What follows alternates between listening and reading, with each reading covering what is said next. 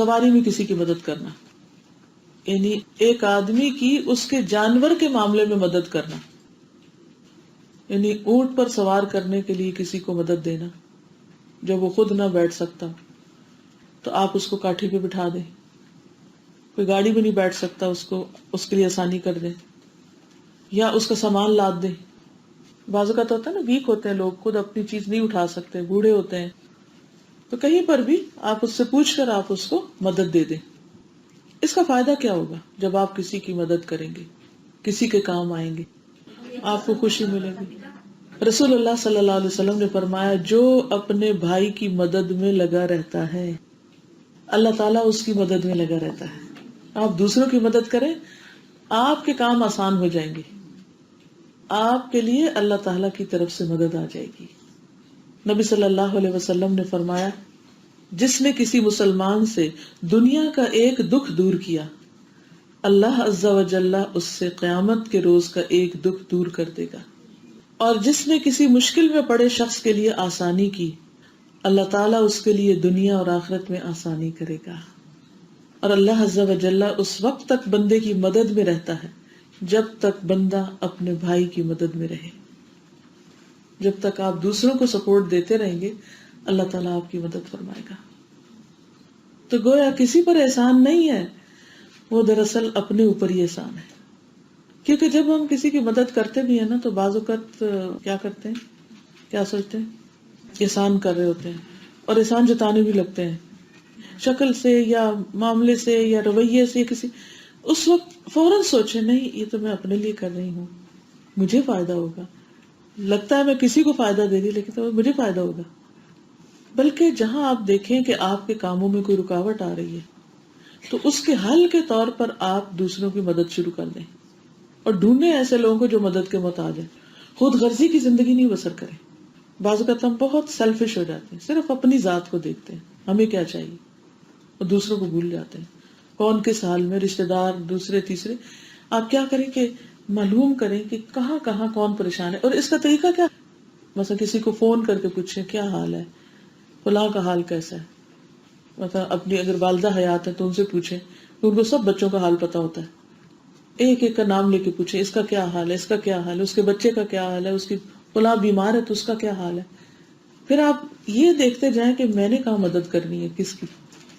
پھر آپ کو پتا چل گیا کہ ہاں فلاں کا بچہ بیمار ہے، اب آپ اس کو کال کریں، کیا حال ہے بچے کا، میں کیا مدد کر سکتی ہوں. وہ اپنا رونا رونے لگ جائیں گے، پتہ چل جائے گا آپ کو فوراً کہ ان کو صرف دلاسا چاہیے یا ان کو مالی مدد چاہیے، کیا چاہیے. آپ دیکھتے ہیں کہ اسپتال میں آپ کا بچہ پڑا ہوا، آپ دوسروں کے بچوں کی کیئر شروع کر دیں کہ ان کے حالات کیا ہیں.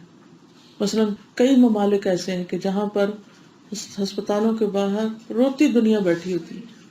الحمدللہ اب ہم نے اسلام آباد میں اپنے اسٹوڈنٹس کے ٹرپس ایسے لگوانے شروع کیے ہیں کہ جس میں وہ جا کر مریضوں اور مریضوں کے جو لواحقین ہیں ان کو جا کر سپورٹ دیں، ان کو جا کے تسلی دیں، اور خصوصاً رمضان میں ان کی افطاری کا انتظام کریں. کیونکہ دور دراز گاؤں سے بعض اوقات لوگ آ کے سڑکوں پہ بیٹھے ہوتے ہیں، درختوں کے نیچے بیٹھے ہوتے ہیں، نہ روزہ رکھنے کے قابل ہے، نہ کھولنے کے، نہ کہیں جا سکتے ہیں، نہ آ سکتے، کیونکہ مریض اس حال میں کہ اس کو چھوڑ بھی نہیں سکتے اور گھر بھی نہیں جا سکتے. بعض اوقات وہ جو ساتھ آیا ہوا پیچھے اس کے گھر والے متاثر ہو رہے ہوتے ہیں.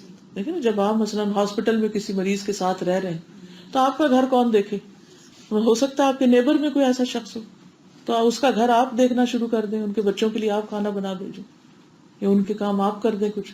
تو جس نے نیکی کرنی ہے نا اس کو راستے بہت نظر آ جائیں گے، لیکن وہ اس لیے تلاش کریں کہ اللہ سبحانہ وتعالیٰ آپ کی تکلیفیں دور کرتے. اور اللہ تعالیٰ ضرور کرے گا، کیونکہ یہ اللہ کا وعدہ ہے اور اللہ کا وعدہ جھوٹا نہیں. اللہ سے بڑھ کر بات کس کی سچی ہو سکتی. تو پھر بات ایمان کی ہے نا، کہ ایمان کتنا پکا ہے، یقین کتنا زیادہ ہے. تو ہمارا عمل اسی اعتبار سے اچھا ہوگا جس درجے کا ہمارا یقین اور ایمان ہوگا. عبداللہ بن عمر بیان کرتے ہیں کہ ایک آدمی نبی صلی اللہ علیہ وسلم کے پاس آیا اور کہا، اے اللہ کے رسول صلی اللہ علیہ وسلم، کون سے لوگ اللہ تعالیٰ کو زیادہ محبوب ہیں، زیادہ پیارے لوگ کون ہیں. کہ جس کو یہ شوق ہو کہ وہ اللہ کا پیارا بن جائے تو اسی کو یہ سوال سوچے گا نا. اور کون سے اعمال اللہ تعالیٰ کو زیادہ پسند ہے، کیا کروں میں اللہ تعالیٰ کے لیے، اللہ کی خوشی کے لیے کیا کروں. رسول اللہ صلی اللہ علیہ وسلم نے فرمایا، وہ لوگ اللہ تعالیٰ کو زیادہ محبوب ہیں جو دوسرے لوگوں کے لیے سب سے زیادہ فائدہ مند ہو، جو دوسرے لوگوں کے لیے سب سے زیادہ فائدہ مند ہو۔ تو اپنے آپ سے سوال کیجئے کہ میں فائدہ پہنچانے والوں میں سے ہوں یا زیادہ فائدے لینے والوں میں سے ہوں؟ میں کون ہوں؟ میری نظر کس پہ رہتی ہے؟ لینے پہ رہتی ہے یا دینے پہ رہتی ہے؟ اور اللہ تعالیٰ کو سب سے زیادہ پسندیدہ اعمال یہ ہے مسلمان کا اپنے بھائی کو خوش کرنا، اس سے کسی تکلیف کو دور کرنا، اس کا قرضہ ادا کر دینا، اسے کھانا کھلانا۔ فرمایا مجھے اپنے کسی بھائی کی ضرورت پوری کرنے کے لیے اس کے ساتھ چلنا اس مسجد نبوی میں 1 ماہ کے اعتکاف سے زیادہ محبوب ہے۔ بعض اوقات ایسا ہوتا ہے نا کہ آپ ہر سال حج کرتے ہیں یا عمرہ کرتے ہیں تو گھر میں کوئی بیمار ہو جاتا ہے یا کوئی ایسی مجبوری ہو جاتی ہے کہ آپ کو کوئی اور کام آ پڑتا ہے اور آپ نہیں جا سکتے، اور آپ سوچتے ہیں اوہو اتنی بڑی نیکی کا موقع رہ گیا۔